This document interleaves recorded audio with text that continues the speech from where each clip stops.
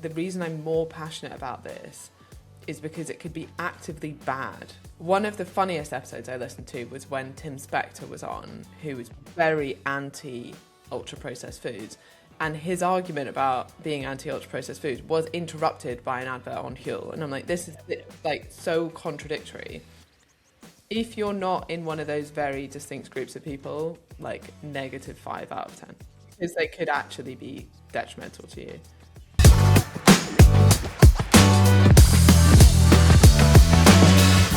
Welcome to the Wellness Report. I'm Matt Maynard.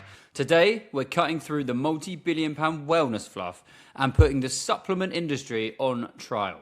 From £80 greens powders and liquid meals like Huel to fat burner pills and even viral sleep hacks, I'm joined by evidence-based coach and mythbuster Emma Storey-Gordon. We're separating legitimate science from total marketing BS to find out what actually works and what's just giving you very expensive urine. Okay, Emma, let's start then with asking you the question, why is it so problematic that there are such a variety of supplements sold to the public? I think the main issue is most people don't need supplements. Most people need to look at their diets. We also need to remember why supplements are called supplements, as in they are meant to supplement any deficiencies within your diet. And then there's like a real uncomfortable truth here, which is that if you look at the supplement industry and the fitness industry and the influencer industry and marketing around it with more of a skeptical eye, you realize that you are basically being sold a complete con with almost all of these supplements. Like almost all supplements are either based on huge exaggerations or literally no evidence to support the claims that are being made. And then you've kind of got to be real with the fact that either the person who is selling you that is completely naive, hasn't done the research, doesn't understand it, or they literally just don't care that they're selling you something that isn't going to work, right? And they're essentially conning you. And those are your two options. There's not really anything else in between. And the industry is massive now. And I think from the outside, often people don't really see this, and they kind of see it as like, oh, there's that nice friendly influencer that I follow on Instagram and does some funny things, and we have a lot in common and all this stuff, and now she's using this skincare range, which must be why she has such good skin, even though she started using it yesterday. Of course, this isn't the reason that she's always had good skin, right? I think sometimes, and you see this was probably more obvious with celebrities, right, where you might see Cheryl Cole on a L'Oreal advert, and you're like, do you really think that her hair looks like that because she's used L'Oreal shampoo, or do we think that she has a whole hairstyling team that's made her hair look like that for the shoot? Of course, right? And you kind of can see through that, and yet we still have these weird trust with an influencer or a celebrity or something that's trying to sell you something. If you zoom out and you think, do you really think the collagen is the difference between her skin now and her skin 5 days ago when she was paid to start talking about this collagen? No, of course it's not, right? And the evidence doesn't support that. And these people aren't just being paid a little bit. They're being paid ridiculous amounts of money. And I think this is where you start to really see a bigger potential issue, right? Because I'm talking tens of thousands of pounds for one reel. That's insane. And then what you start to see is previously very credible people being attracted to this. And I have to be honest, I can completely see why. Because if I was in that position, now I'm talking about doctors, right? In the NHS, we treat doctors like shit. They're not paid enough. It's incredibly stressful. It's incredibly demanding. It will have an impact on your social life, on your family life, potentially on your health. Then someone's offering you more than your salary to promote a supplement. It's very hard to say no to that. And you kind of convince yourself, well, I'm doing this for my family, or I'm doing this for this, or there is a little bit of research in this specific population for this specific thing, but now I'm charging a huge markup on this. If they're really being honest with themselves, they are educated enough to know that they're scamming people. But the cost of admitting that to them is massive, right? And I can see why people are tempted to do that. But that is now the problem we have in the industry. Now, I assume that there are some supplements that you find better than others. We're going to go through a list of some of them, some of the ones that exist for all different purposes, It'd be nice as well for you to maybe give maybe a rating or like a grade that you think this certain supplement is actually better than others or more legitimate. So should we get into it then? Should we start then with green powders and superfood blends? So, AG1 and similar green powders, these things cost £80 a month. So this is quite expensive. And I think that's also important to remember when we're talking about these supplements, not just whether they're helpful or not, but like the cost that people have to pay. So are people actually buying dense cellular nutrition here, or are they just paying for, green urine and clever marketing? Yeah, it's a good question. And I speak to a lot of women, especially perimenopausal women, who are bombarded with probably the most supplement ads, who are spending over £100 a month on supplements they don't need. And I managed to save them a shit ton of money by stopping those subscriptions. And it's not uncommon that someone has an AG1 subscription. Someone is also taking Ditto, which is another sort of £70-80 a month, or maybe it's £30-40 a month, but they're also taking collagen, which is another £30-40 a month. Like, it's quite common that these things really, really add up. And then what's interesting is often the same women are like, I can't afford a gym membership. And I'm like, well, no wonder, right? And actually what's going to give you a significantly better health outcome is the gym membership. But it's more tempting to go for the supplements, especially with the very, very clever and convincing marketing. One thing is like a general, before I answer the question specifically about greens powders, is that what we see more and more now is that there are certain supplements that do have some evidence. That evidence is then marketed to be way more meaningful than actually the research we have, and often in different populations, right? So like an example of this might be berberine increases insulin sensitivity. All the research has been done in overweight type 2 diabetics, right? Then you'll look like, is that actually relevant to the general population? Is that relevant to the person watching it? Potentially, and probably not.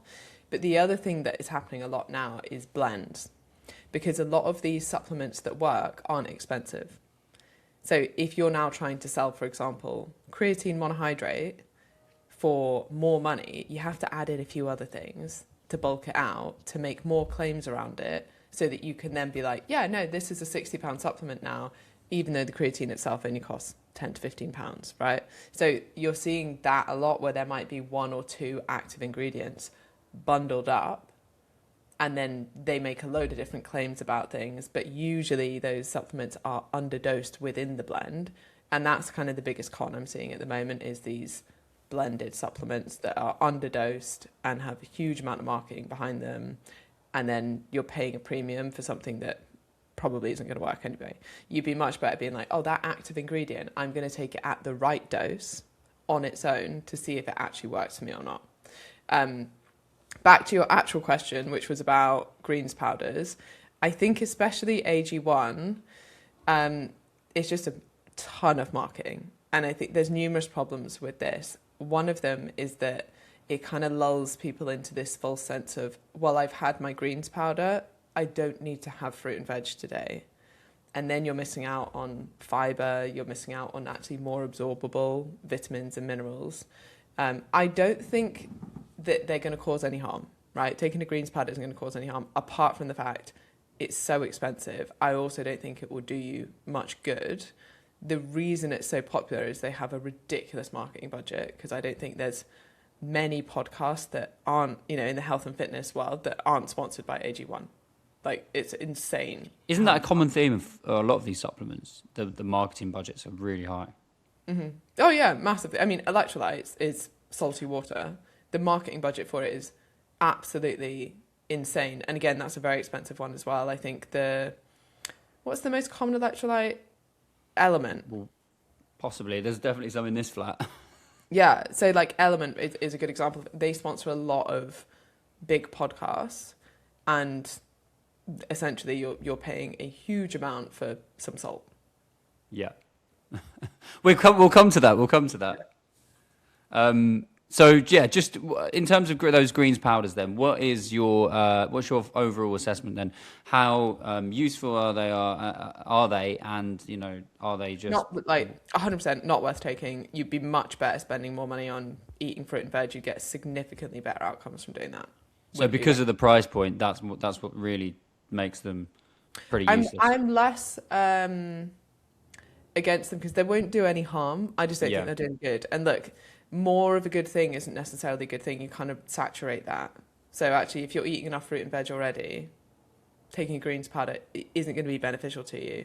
And this is an interesting psychology as well. And actually, this is really surprising research, even for me, is that the research that we have on taking a multivitamin doesn't show any benefit. And most people think, and I kind of think this myself, like on a very like broad level of like, well, if I take this multivitamin, at least I'm covering my bases. Doesn't mean I'm going to ignore my diet. Like I still have a good diet, but like I'll just take this as well. They're relatively cheap. Why not take a multivitamin every day? Actually, we have no research that that's beneficial to people. But the research we do have shows no benefit. Right.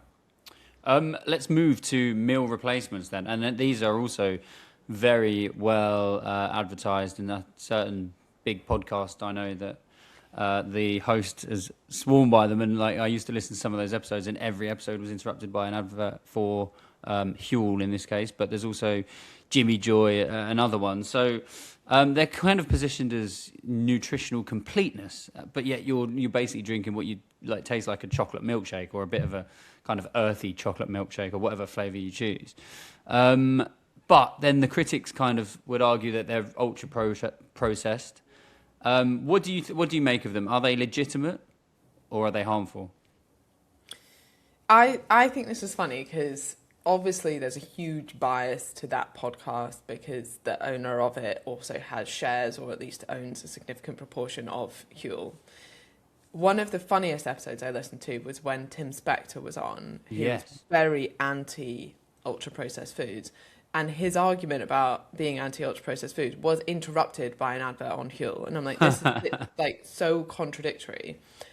My completely like unbiased view of it is like, they're not the worst thing in the world. They're fine. Would I encourage people to consume them all the time? No. Do I think that their marketing is overhyped as in like, this is the best nutritionally packed thing. It gives you all the multivitamins for the day and it gives you everything that your body could possibly need. That's overhyped, and I don't think that's true. And I think you're still better primarily eating whole foods.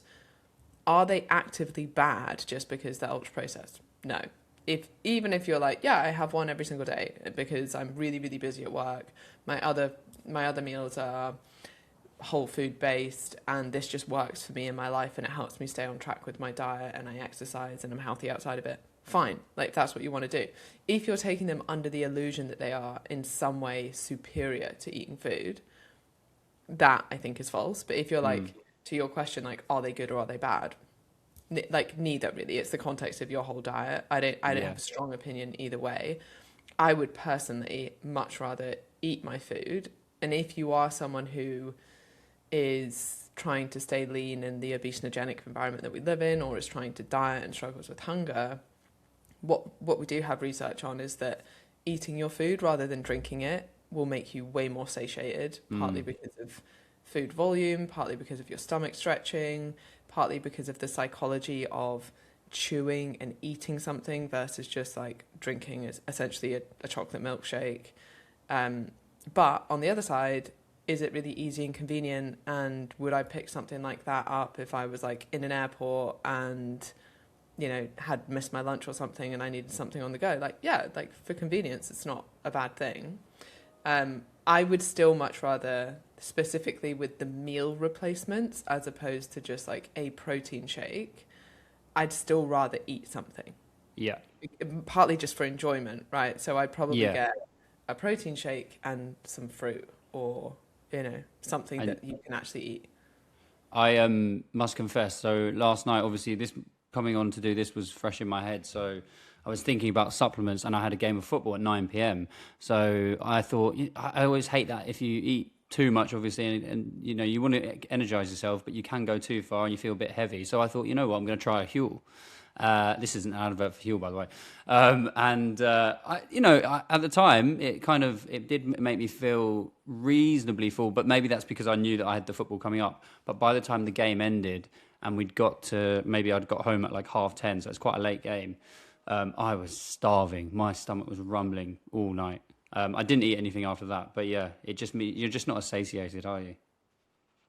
And it's not as like social, right? Like, I mean, that's why if you're on the go or something, it's fine. And I think to say that it won't be satiating at all is misleading, but it's actually quite high calories, right? So if you're like, okay, if I take that 500 calorie milkshake and I have 500 calories of actual food instead, you're going to be way more satiated from that. Now, some people will argue like, oh, I had a Huel and I was satiated. It's like, yeah, because you've consumed 500 calories. Yeah. But you would be more satiated had you actually eaten something. Yeah, exactly. Right, let's move on then to fat burners. So we're talking like ACV, berberine, other fat loss pills. So, you know, social media hype the berberine as nature's Ozempic. I guess you must encounter a lot of people who take these. Yeah, I mean, I love that the market, you can kind of see this good example of like marketing changing with the times. No one would have said nature's GLP-1 or nature's Ozempic until like Ozempic and things came out, right? And Berberine's been around a lot longer than these GLP-1 medications. Berberine doesn't have that strong an impact really on anything. There might be a slight appetite suppressant effect. There is an impact on insulin sensitivity, but as I actually already said, this research has been done in people who are very insulin resistant. So if you're already like exercising and you're in a lean body, like this is going to have no benefit. It certainly doesn't have like a fat burning benefit. The other, there's also a very slim group of people that would actually be taking this, because if you're already taking other medication for your type 2 diabetes, for example, then you wouldn't also be taking berberine, and it would also be like a bit of a drop in the ocean if you're taking metformin, for example. The only fat burner that's legal and has a bit of evidence is caffeine, and the effect is quite small. So you do have a slight thermogenic effect where if you consume caffeine, you produce more heat, which obviously burns more calories. Now, if you're consuming your caffeine in the form of an oat milk latte, the likelihood is, well, definitely the calories in that latte are going to be more than any like beneficial fat burning effect. But there is a slight thermogenic effect to caffeine, and then you also have the slight appetite suppressant effect of caffeine as well. One of the issues with this is you become quite habituated to caffeine quite quickly, and the potency of that effect isn't particularly high, right? And I think with a lot of claims around a lot of supplements and also just generally around diet and exercise, people will hear a headline and they don't often question the magnitude of effect. So we see this a lot in other situations, like speaking of popular podcast, this guy called Jason Fung was recently on said popular podcast and claimed that if you eat less calories, like if you're in a 500 calorie deficit, your body will just start burning less calories, and then that won't be a deficit anymore. There's an element of truth here, but it's not that the 500 calorie deficit, your body would just adapt to that completely. It would adapt to a small amount. So your 500 calorie deficit might now only be a 400 calorie deficit. You would still lose fat, right? We hear it in other situations where people will say, if you HIIT train, then you'll keep burning calories after the workout. Yes, correct. But you're looking at like 40 to 50 more calories after you finish the workout, not you're a calorie burning machine for the rest of the day, right? So people often don't talk about the magnitude of effect. And despite the fact that caffeine does have evidence as a quote unquote fat burner, if you will, as in it means that your metabolism is slightly higher, so you'll burn more calories, the magnitude of that effect isn't particularly high, or everyone that was consuming coffee every day, which is most people, would be like, oh, I'm lean. And that's not the case, unfortunately. Yeah. So where would you rank these fat burners then, and how useful are they? Like 1 out of 10. Okay, really low then. Like, Not, Um, I wouldn't be spending any money on them. I suspect that the next one as well could be similar, which is the stress and hormone fixes. So I hope I'm going to pronounce this right. Ashwagandha, is that right? And then other cortisol lowering stacks. So this is basically brands inventing fake medical diagnosis like cortisol belly or adrenal fatigue to sell adaptation herbs, right? So we keep hearing this is very big on Instagram, influencers talking about cortisol belly. Do these things work? So there is actually a bit of evidence for ashwagandha for reducing stress. So yes, does it reduce quote unquote cortisol belly? No. And again, the magnitude of effect is very small. Usually in most of these supplements, the dose is not high enough. So even with that, and again, this is something that is quite hard because the general population wouldn't know what dose to look for, right? I mean, now it's much easier to be like, hey, ChatGPT, what's the research-backed dose of ashwagandha to get this benefit? And then you can actually kind of like, oh, look, this has like less than 10% of that. You know, so any benefit that I'm getting is simply a placebo benefit, which shouldn't be underplayed, but also you can waste a lot of money just essentially having a placebo benefit. Now, the whole like hormone hacking and cortisol problem and cortisol belly, like these are all scams, but specifically ashwagandha does have a little bit of research. Again, it's not going to it might not necessarily reduce cortisol. It certainly won't reduce your cortisol belly unless you are also in a calorie deficit. And usually the cortisol belly is actually less to do with cortisol levels, which nobody is testing anyway, and much more to do often with women going through perimenopause and the redistribution of body fat that can come with that. What would you give out of 10? Because there's a little bit of research, like maybe 3 or 4 out of 10. But again, I wouldn't just blanket take it. I'd be like, I would not take a blended supplement. I would take specifically ashwagandha in the right dose and see if it works for you. Like, use yourself as a bit of an experiment. I think this is also the issue when I speak to women. They're like, oh, I'm taking this whole list of supplements. I don't know which ones are working or which ones aren't working. I don't even really know why I'm taking half of them. I just saw someone, right? This is probably the most common conversation I have is, why are you taking that? And they don't know. So then it's like, well, how can you tell if it's beneficial? Well, I don't know because I don't even know what benefit it's meant to have. It'd be much better to be like, these are the symptoms I'm having. Here's the evidence-based supplement that might help. Take it in the correct dose and monitor how you feel over a 30 to 60-day period, and then decide if it's working for you or not. If you're taking like a kitchen sink of supplements, just throwing them, like you don't know which one's working, if any of them are working. And what I will say is I find most of my clients and people I talk to find that they feel significantly better when they remove all the supplements. And I think actually removing them all and then being like, right, what do I want to add in? Or what do I feel I might need to add in? That's a much better place to start from. Let's move on to your favourite bugbear in terms of supplements, as far as I can tell, which is electrolytes. Mm-hmm. So obviously, you know, they're sold as hydration salts, and people will kind of use them after workouts or even just the first thing in the morning as you know, trying to hydrate themselves. You know, would 2 glasses of water be better than 1 glass with an electrolyte in? Yeah, 100%. Look, you get electrolytes from food anyway. You don't need more of them. And your body is insanely good at keeping a very tight electrolyte balance. There's no need to be taking more. And actually, this is one where the reason I'm more passionate about this is because it could be actively bad for a lot of people. So this isn't just one that's like, oh, you know what, you're probably wasting a load of money on just like a bit of salt. Fine. But for a lot of people, this could be actively bad. Now, we know that hypertension is a problem for a large proportion of the UK. If you are consuming more salt, and some of these, so Element has 1 gram of salt in it, that's a significant increase in salt in someone's diet. Most people are already consuming too much salt because there's a lot of added salt in processed foods and because we add salt to our foods and things. Now you're adding even more. That could be detrimental to your health. So this is like something that, isn't just a waste of money, but could actively be bad for you, which is why I strongly recommend against it, unless you are genuinely losing a lot of electrolytes, right? So if you're not excessively sweating for very long periods of time, I'm talking like 2 hours plus, there's no need to be consuming them.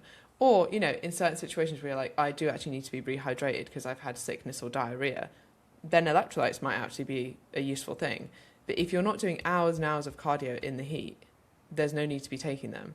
And then one other situation, because there's always someone that will comment this, when I'm like, most people don't need electrolytes, and they're like, I have POTS, I need electrolytes. I'm like, by definition, because you have a medical condition, you're not most people, right? I'm talking the general population don't.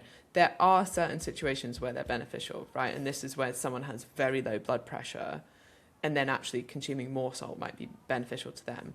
That is not everyone, and it's certainly not most people listening to the podcast these are promoted on. And that's not how they're promoted. And you see the same, like, it's kind of a similar thing to with Berberine. It's like, yeah, actually, someone with type 2 diabetes who is for some reason not taking any other medication, yeah, that might be beneficial to that person. Now, they would probably be better taking metformin if they needed to. But yeah, in that very specific situation, that might have a benefit. Same with this. It's like, yeah, if you have very low blood pressure, electrolytes might be useful. Or if you've had a sickness bug, electrolytes might be useful. Or if you're someone who's sweating a lot, electrolytes might be useful. It's interesting how they have cut through and they are so popular, despite the fact that their use seems quite limited. So what would you give them a mark out of 10? If you're not in one of those very distinct groups of people, like -5 out of 10, because they could actually be detrimental to you. Yeah. Okay. Right. Let's move on to amino acid supplements. We're talking about branched chain amino acids, BCAAs, and they are still massive sellers, despite being proven redundant if you take your daily protein intake. What do you make of them? I mean, I think you've actually nailed that. Yeah. They're completely useless if you already have enough amino acids, which is what you're getting from protein anyway. And I think when people understand that, like, when you consume protein, you break that protein down into amino acids, some of which will be the branched chain amino acids. You don't need to be supplementing with more. You already have ample there. So there's really no benefit to taking more. There's only one slight, and I still wouldn't suggest this, but I always like to play out like specific situations where they could be useful. Might be someone who is vegan, potentially vegetarian, who's not getting a great mix of the essential amino acids. Now, I'd never suggest branched chain amino acids, but the essential amino acids from their diet.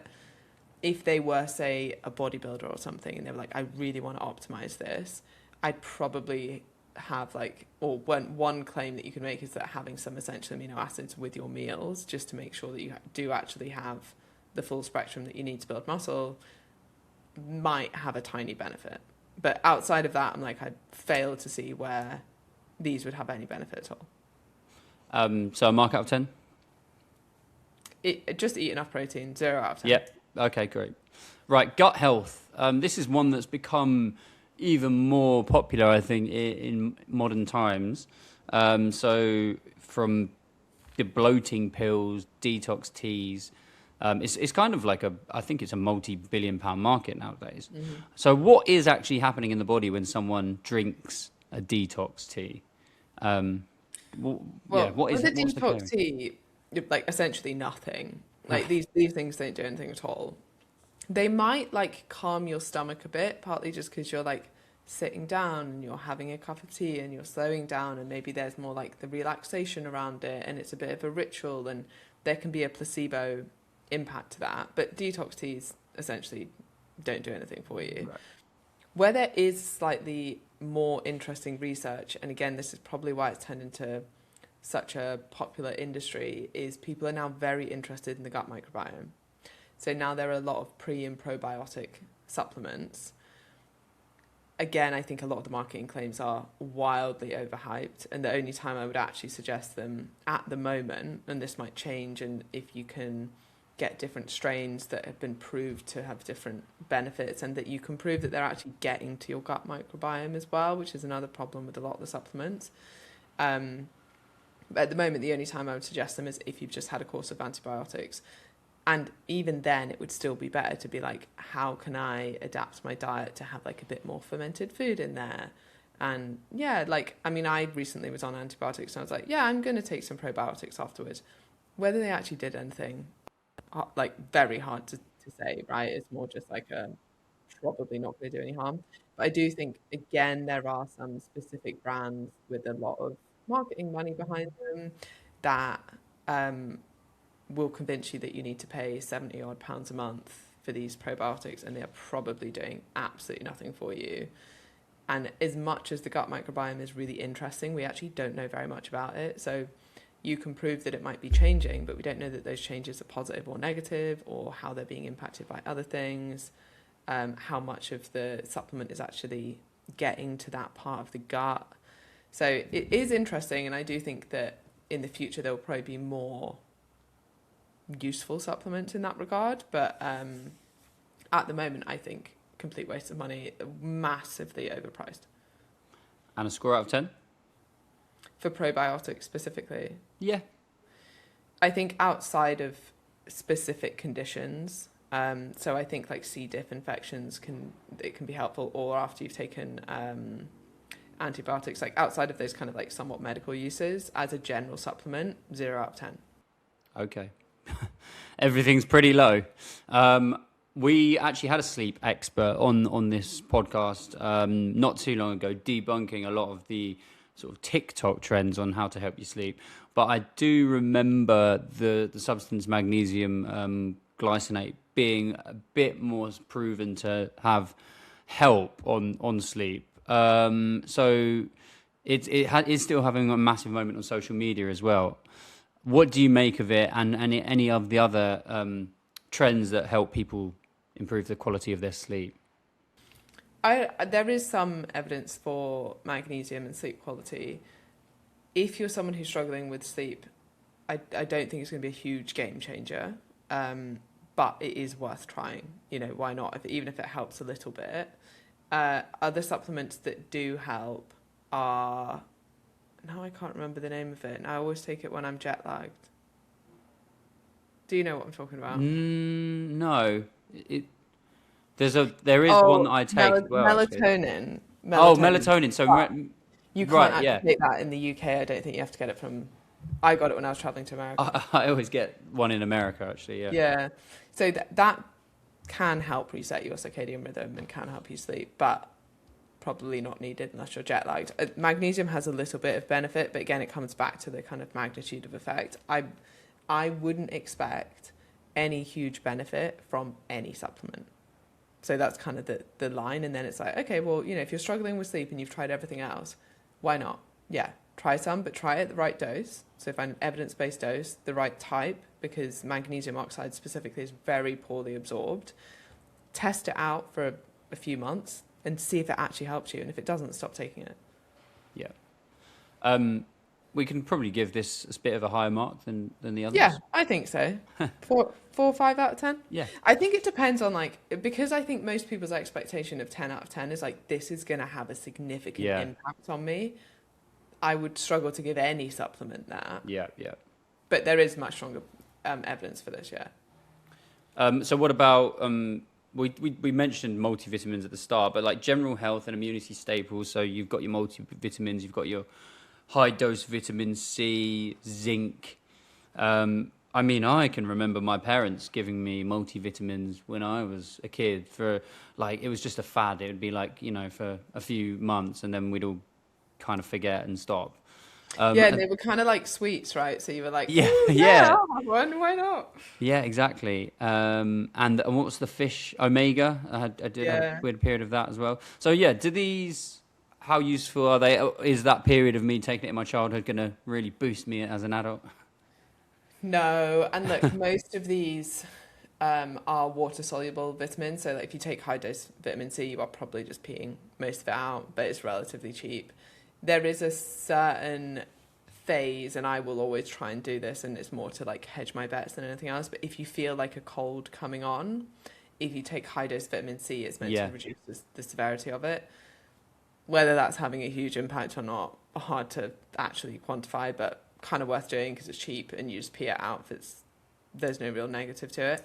But I do, like the research I mentioned around taking multivitamins does still surprise me, because I'm like, from a very logical level, you're like, well, you know, if there was something missing from my diet, like this will just kind of cover all bases, can't be a negative thing. But actually, there is no research to show that when you look at the randomized controlled trials and the reviews and the meta-analysis of like the research that we have, and there's quite a lot on multivitamins, we actually don't see a benefit. Right.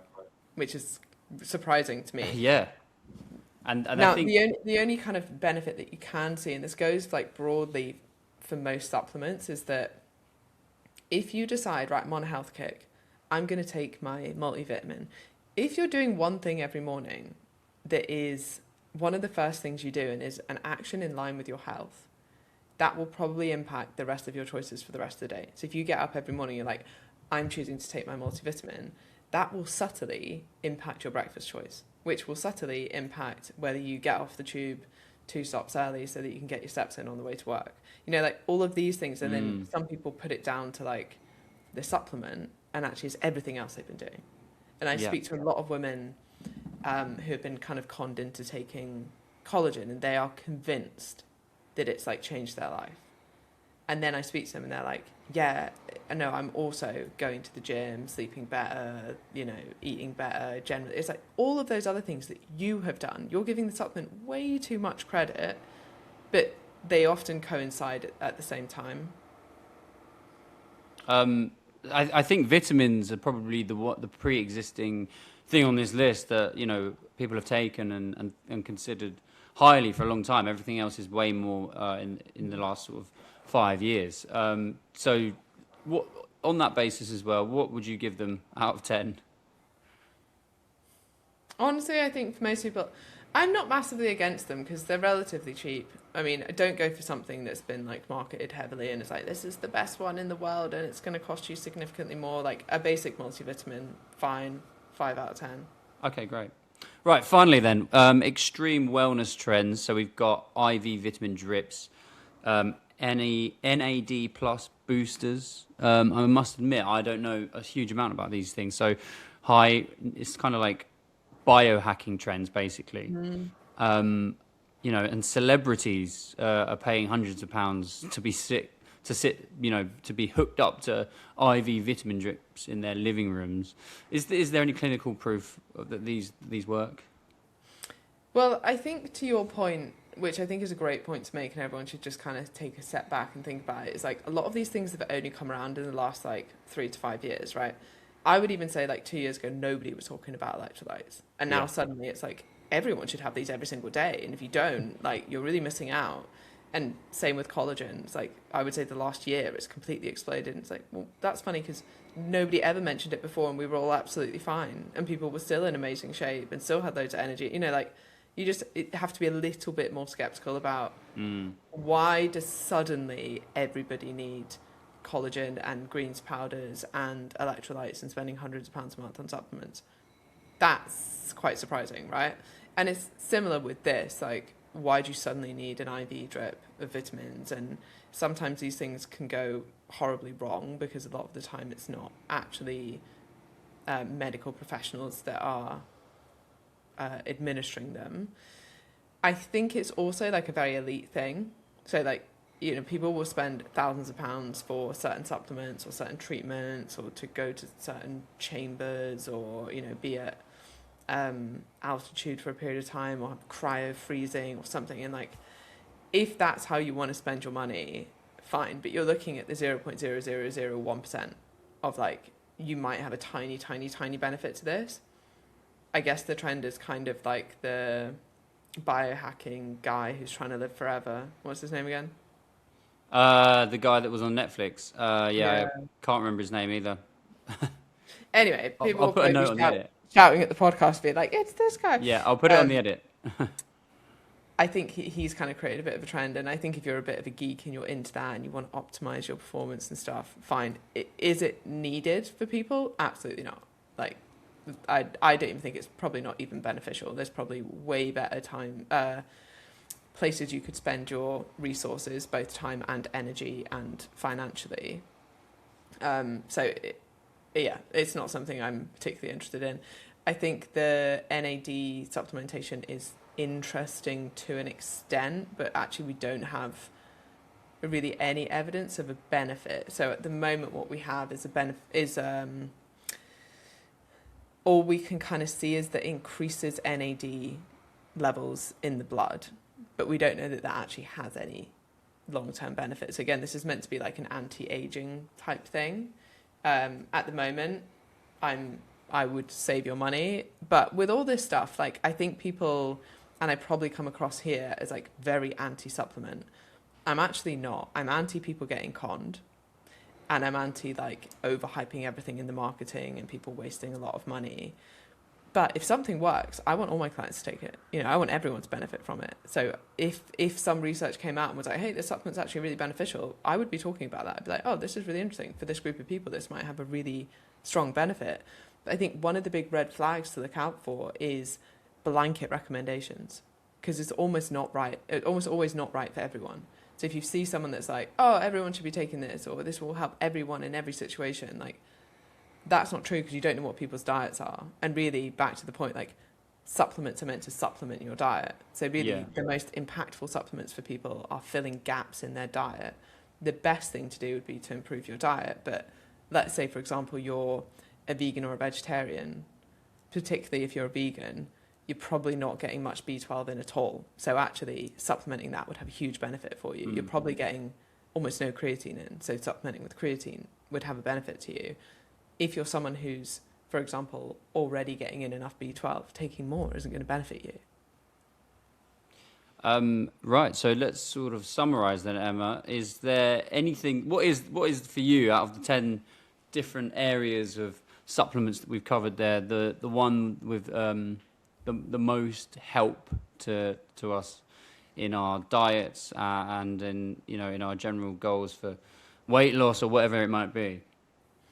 Probably not. I wouldn't really suggest any of those strongly, but I would suggest creatine, which I actually think is massively overhyped, but we do have strong research that will have a small performance benefit, especially if you're lifting weights. There now might be some cognitive benefits, which we need a bit more research on. They're quite small, but I think that's a supplement worth taking. I wouldn't expect it to change your life, which is what you'll probably see on social media, but still, there is evidence it's worth taking.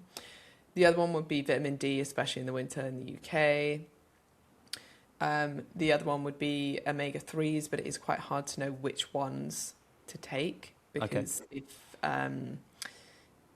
the omega-3 in it becomes like oxidized, then it's actually going to be negative to you. So it's quite hard to get like a high quality one.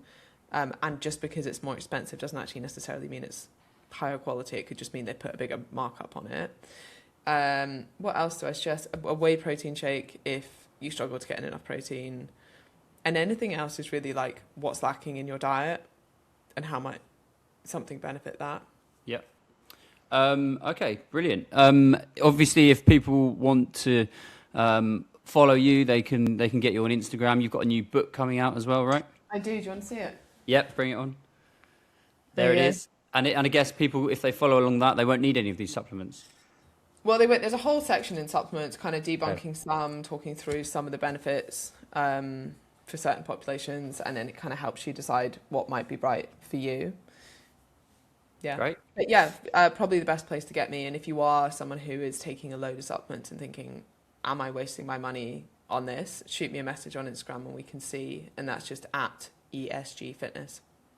Brilliant. Right. Thank you so much, Emma. All and catch you again soon. Bye. Thanks. Bye.